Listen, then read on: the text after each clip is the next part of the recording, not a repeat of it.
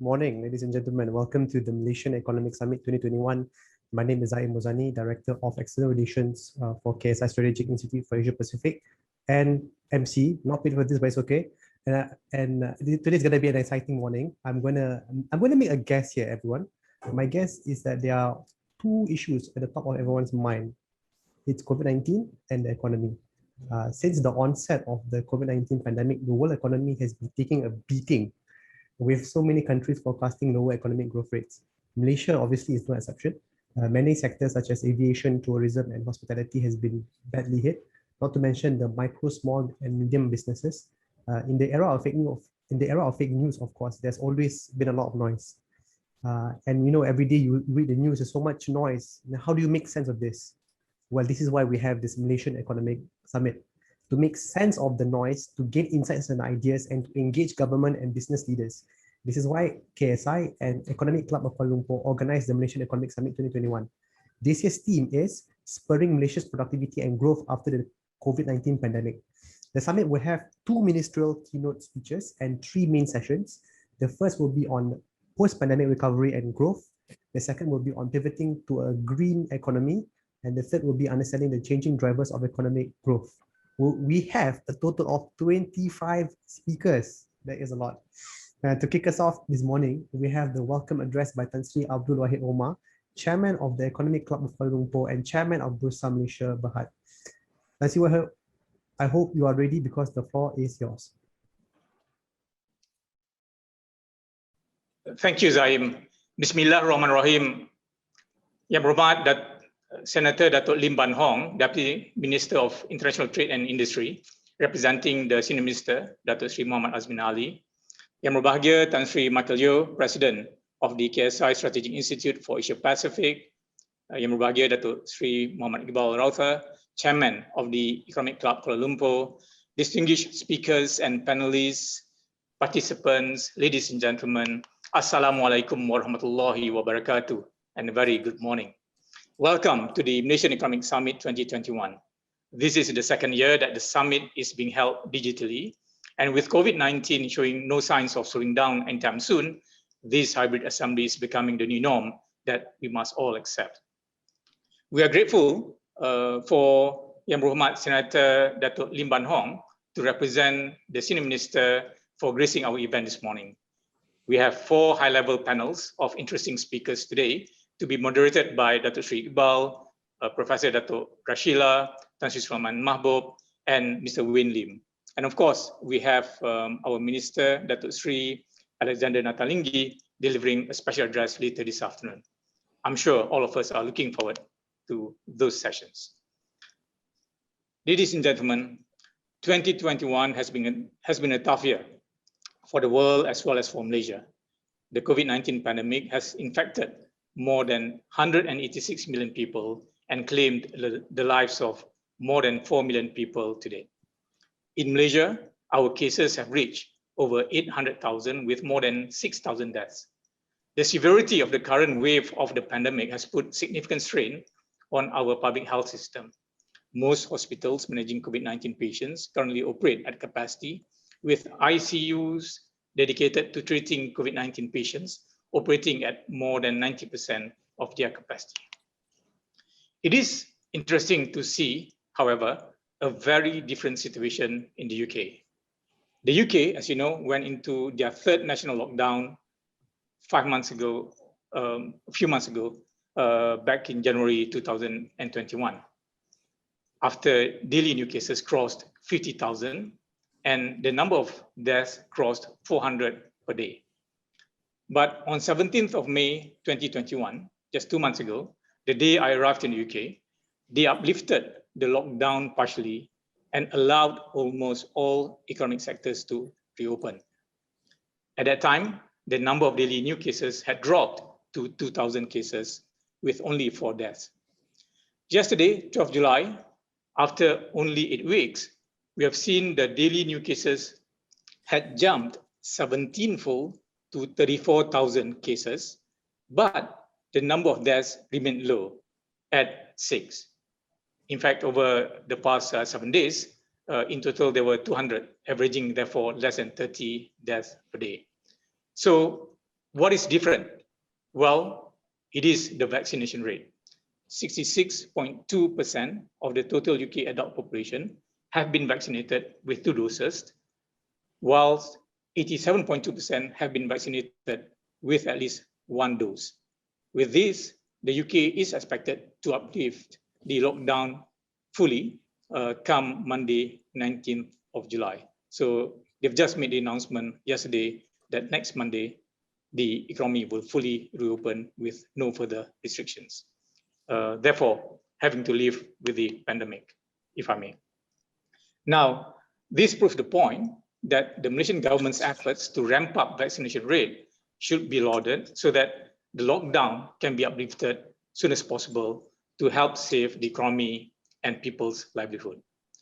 Based on the website COVID Vax Live, some 11.6 million doses have been administered, with 3.6 million or 11.2% of the adult population fully vaccinated and 8 million or 24.6% having received at least 1 dose.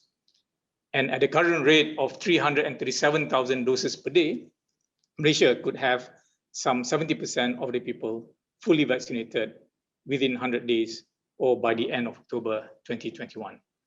It is therefore our hope that as the vaccination rate increases, we can uplift and do away with a broad-based lockdown and instead have more targeted EMCOs only in highly infected or affected areas. Ladies and gentlemen, the theme of this year's summit is spurring Malaysia's productivity and growth after the COVID-19 pandemic. The topics to be discussed today are all relevant to the current times and imperative as we look towards new approaches in navigating our strained economy along a path of robust, sustainable, and inclusive economy. After contracting by 3.3% in 2020, the global GDP is expected to rebound to 5.8% in 2021 based on OECD's global projections. However, the global income, as measured by GDP at current prices, will still be roughly $1 trillion below its pre-crisis trends by the end of next year, as emerging countries struggle to keep up. Supply chain disruptions and bottlenecks around the world have driven material prices higher in recent months, and OECD estimates that inflation will increase to an average of 2.7% in 2021 before cooling off to 2.4% next year as government support programs are relaxed. Closer to home, our GDP marginally contracted by 0.5% in the first quarter of 2021, continuing its recovery from a contraction of 3.4% in the preceding quarter.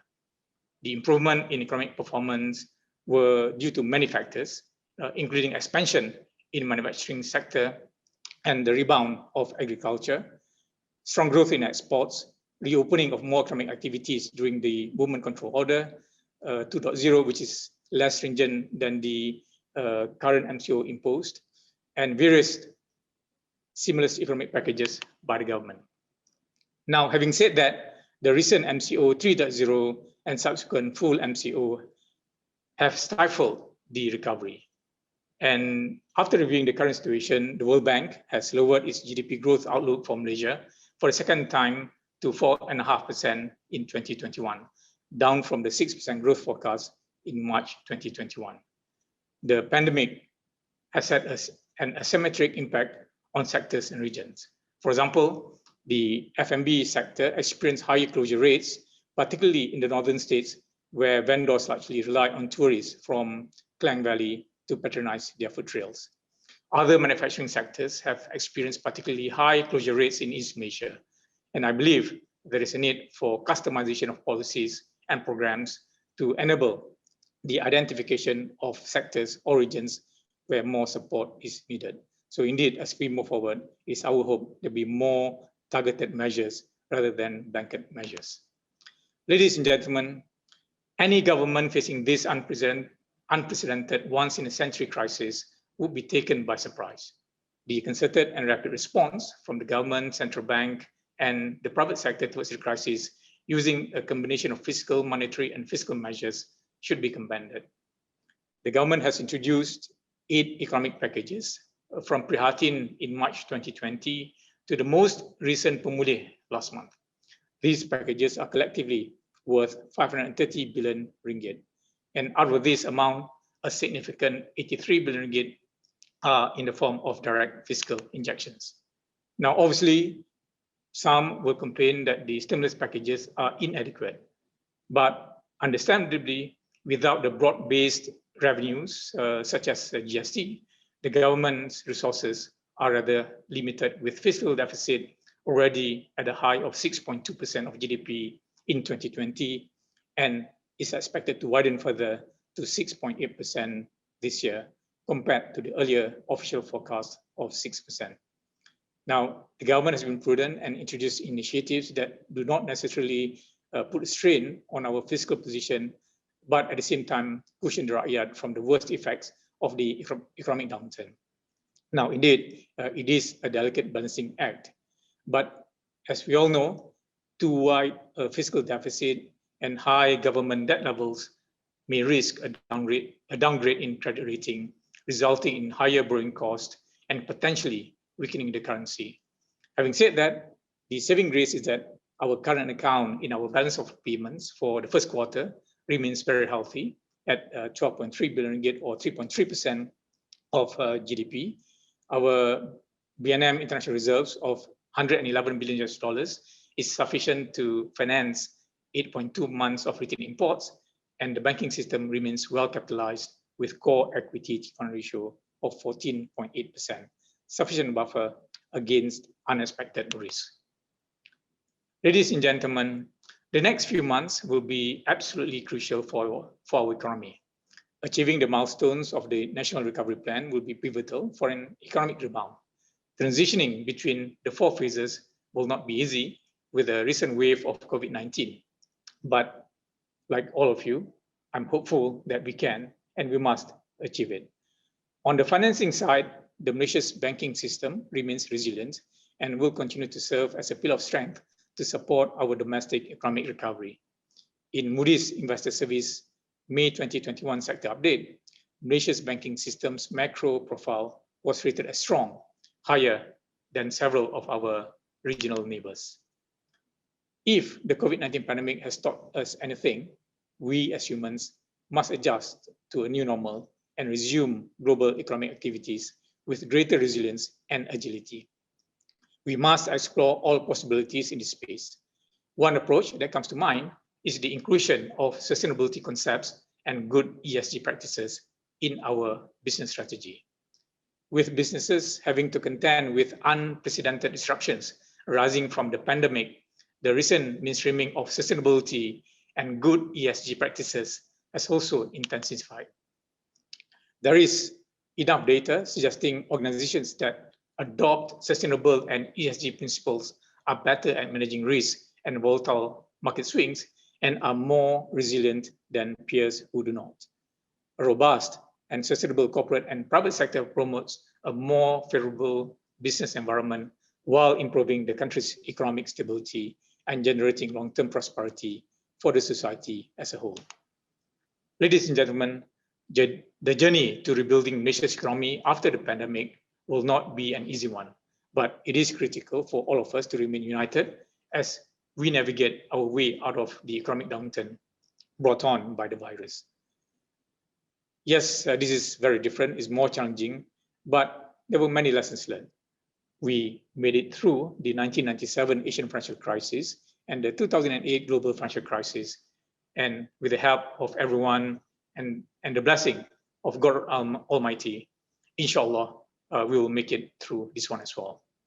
Thank you again, Yang Berhormat Senator Datuk Lim, for gracing our summit this morning.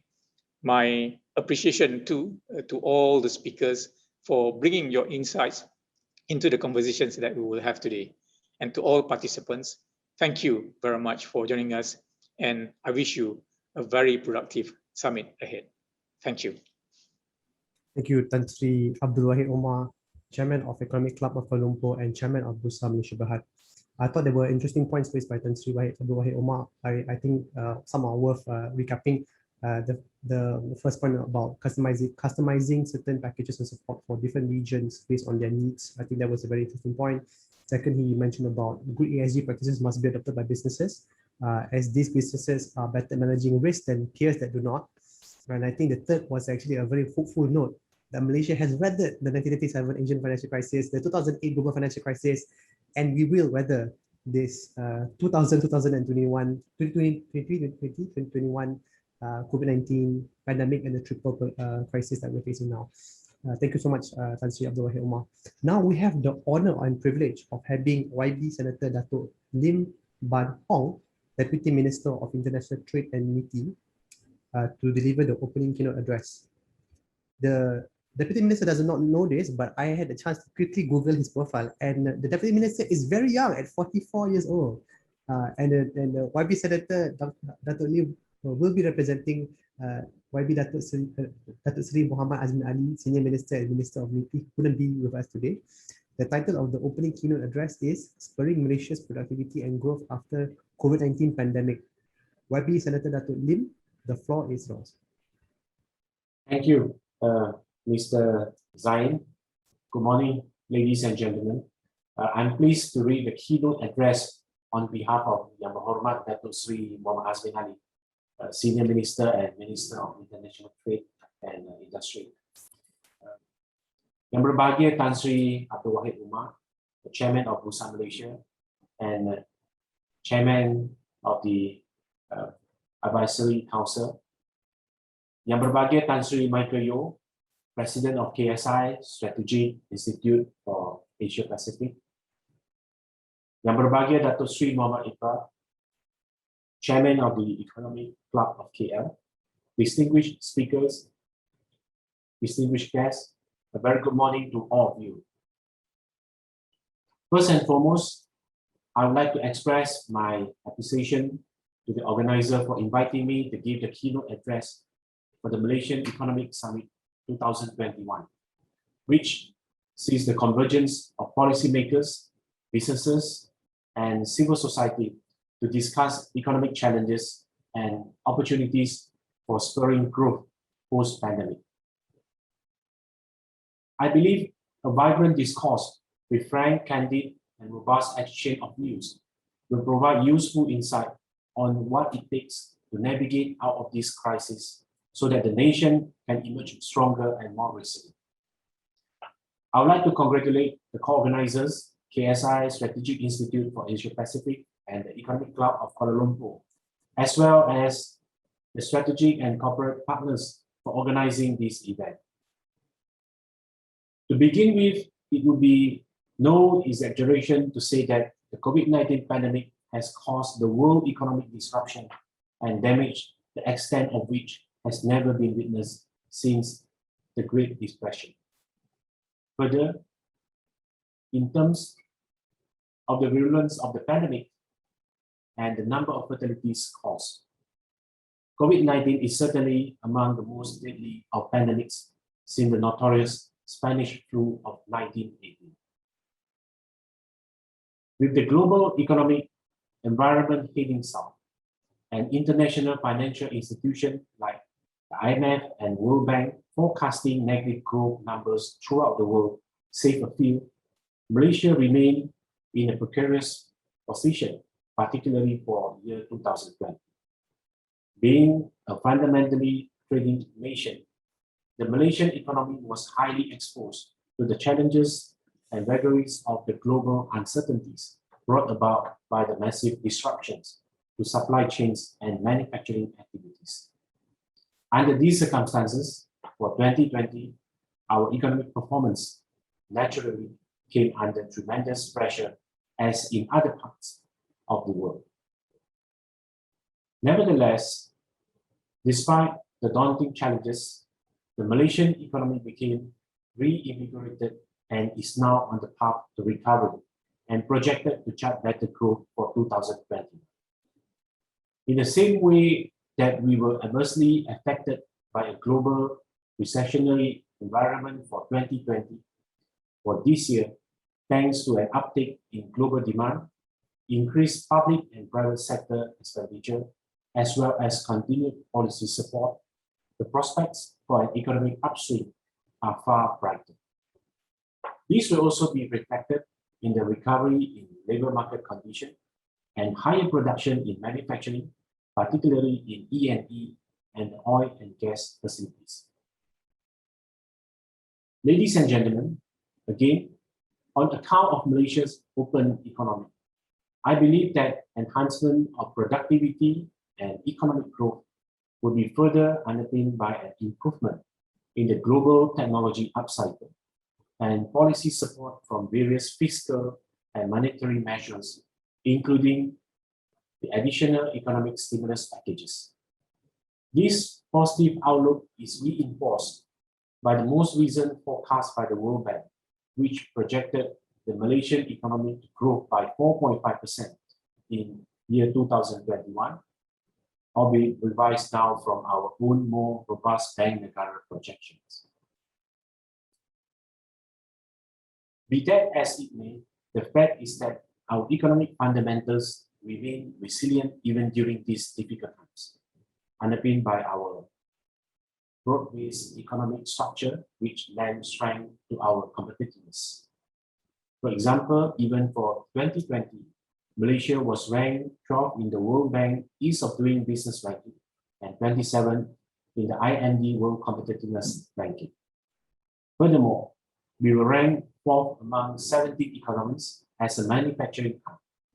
This is significant because our services and manufacturing sectors account for 58% and 23% of the economic respectively, while the commodity sector accounts for 14%, which reflects the increasing sophistication, depth, and complexity of the Malaysian economy. With our participation in the Regional Comprehensive Economic Partnership, RCEP, the world's largest trading bloc, Malaysia can potentially tap into 30% of the world's population as well as 30% of the global GDP of US $26.2 trillion. Malaysia can also look forward to the reduction in tariffs and bureaucratic red tape, as well as the unification of rules of origin, which will facilitate international trade in greater coherence. Ladies and gentlemen, Malaysia's trade performance continued its momentum by maintaining its upwards trend in May 2021, with trade expanding by 48.7% to ringgit Malaysia 170.88 billion compared to May 2020. Exports surged by 47.3% to ringgit Malaysia 92.31 billion, the ninth consecutive month of year-on-year expansion since September 2020. Imports registered an increase of 50.3% to ringgit Malaysia 78.57 billion, and trade surplus expanded by 32.3% to ringgit Malaysia 13.74 billion. Trade, exports, and imports recorded the highest monthly value for the month of May and registered double-digit growth for 4 consecutive months. Among others, sustainable productivity growth of the nation depends on productive capital, people, and the workforce. Measures to reshape Malaysia's workforce to be more dynamic, agile, and resilient are vital to ensure a higher plane of productivity is achieved. Upskilling and reskilling programs should be geared towards acquiring the in-demand skills. Ladies and gentlemen, moving forward, Malaysia has formulated 5 national investment aspirations to serve as a framework for reinvigorating the national investment landscape, as well as enhancing long-term national competitiveness. In this regard, we aim to increase economic complexity by ensuring that Malaysia's economy is increasingly built on skill-based industries with significant productive capabilities needed to create high-value products and services. We seek to create higher-value job opportunities for Malaysians to ensure our people are equipped with sufficient skills required for the growing future economy. We also intend to extend our domestic linkages through integration with the regional economy and empowering more local businesses to better participate in the global value chain. We want investments that are interested to expand across the ASEAN region. In addition, we aim to develop new and existing clusters that play a fundamental role in driving economic spillover, which is key to delivering holistic ecosystem benefit. Finally, we aspire to improve inclusivity by championing equitable growth for the nation, ensuring equal opportunities and adequate safeguards for the people. This aspiration seeks to unlock Malaysia's full potential, fundamentally lowering barriers to access as well as better integrating the economy. We are already seeing the first fruits of the MIA with Ringgit Malaysia 80.6 billion worth of approved investments in the manufacturing, services, and primary sectors for the first quarter of 2021. This translates into a surge of 95.6% in approved investments compared to the same period last year. Ladies and gentlemen, I believe the efforts to spur Malaysia's productivity and economic growth is a shared responsibility that must be borne by all stakeholders. We must play our respective roles to boost productivity and to accelerate the post-pandemic recovery. MITI will continue to support and do whatever is necessary to ensure that our industries continue to have the edge to compete productively and win in the regional and global marketplace. Thank you. Thank you so much, YB Senator Dato Lim Bang Hong. Thank you for the very insightful speech. If I can share 3 points, if you don't mind, the first one that you mentioned was a pertinent point that the Malaysian economy is now on the path of recovery and is projected to chart better growth for 2021, which is an optimistic note, and I think it is definitely possible, which is underpinned by the second point, which is our economic fundamentals remain resilient despite its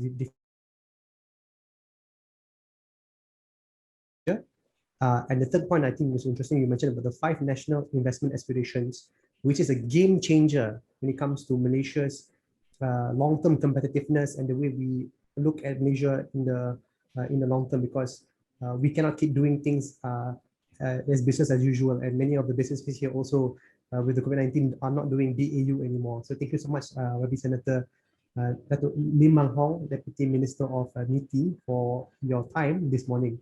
Ladies and gentlemen, we have a 5-minute break. So if everyone can be back here by 9:48 or so, and then we will commence with the first session of the summit. It's a little bit early, but I hope you don't mind. We can also end early if we start early. So we'll be back here by 9:48 or so. Thank you.